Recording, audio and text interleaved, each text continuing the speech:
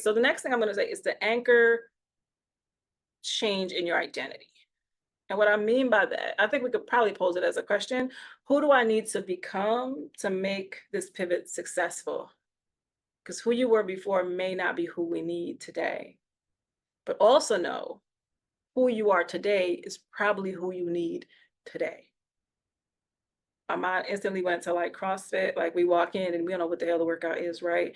And it could be something ridiculous. And I may not even realize that I'm ready to take on the ridiculousness because in my head, I'm already like, I've already died.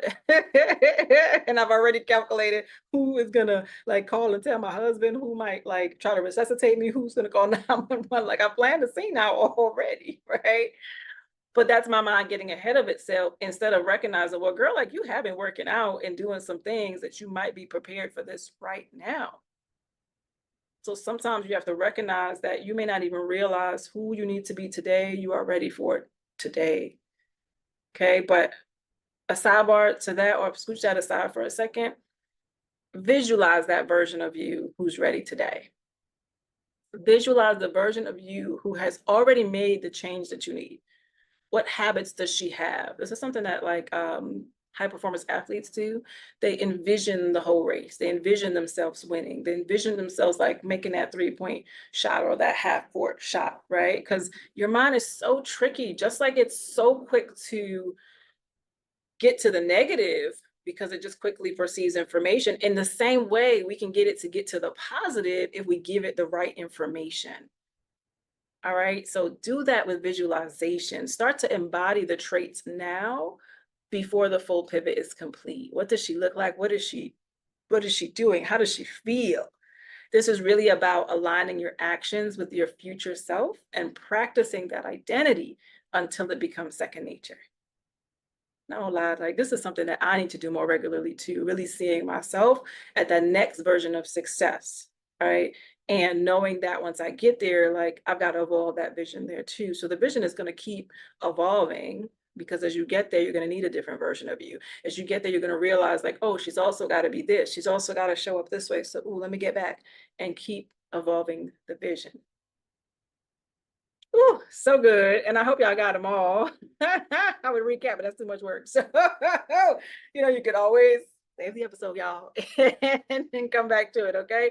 So, these steps is really the art of making changes or pivoting in your life. It's staying adaptable, it's giving yourself permission to grow, to build on the intentional steps. I will say it's easier when you have a tribe, like really other women who get it, other women of color who just understand that experience and can hold space for you and support your consistency, really, as you navigate the complexities of yourself, your thoughts, your emotions, your feelings, and what's going to be required of you to change. And it's hard to carry that weight by yourself. It's hard to be in spaces that don't really see you. It's hard when people don't understand the direction that you're going, right? You've got to be with people that get it. And if that's not in your immediate, I really encourage you to go find it.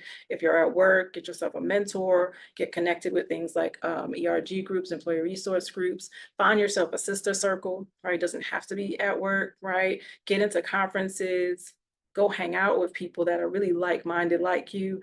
And I host a retreat every year, and it's really because I love seeing the women come together and facilitating this space. It's important for me. Sometimes it's more important for me than I realize, but I know how much we need spaces to fully be ourselves and to also be poured into. Like that is truly priceless. So I encourage you to do that so that this shifting, growing, pivoting work becomes easier because you're constantly giving your mind that information of what you need and that it's possible and that you know that you can, so you could see yourself at that next version of you and what it is that you need to do. Okay.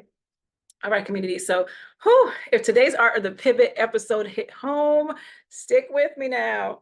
We are flowing deep all season into this concept of the pivot and how to evolve and what it looks like in real life with women who are like us. right? So that's gonna be pretty dope. So I hope that you'll come back to listen again. But for now, here's what I need you to do.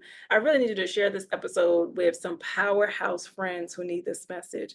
And don't think because people show up and look really great that they don't need to be reminded that they're a powerhouse, that they don't need to be reminded to go through these things and ask themselves these questions, because the level they are at, they may need to get to another level. And there may be a gap there that even just this conversation alone today can fill, right? So let's really keep building each other up as we courageously step into the next chapter, as we leverage our skills and expertise unapologetically and do some amazing things. So share it with your 3 friends.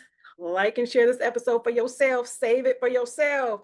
And I'll see you soon. Okay. Your next chapter, honey, is not a destination, it is a decision. And I hope that you choose you. And then I hope that you will choose the next intentional, purpose-filled step to help you get there. Thank you for being with me today, y'all. My name is Amanda Fludd. Ooh, keep evolving, keep pivoting, and I'll see you in the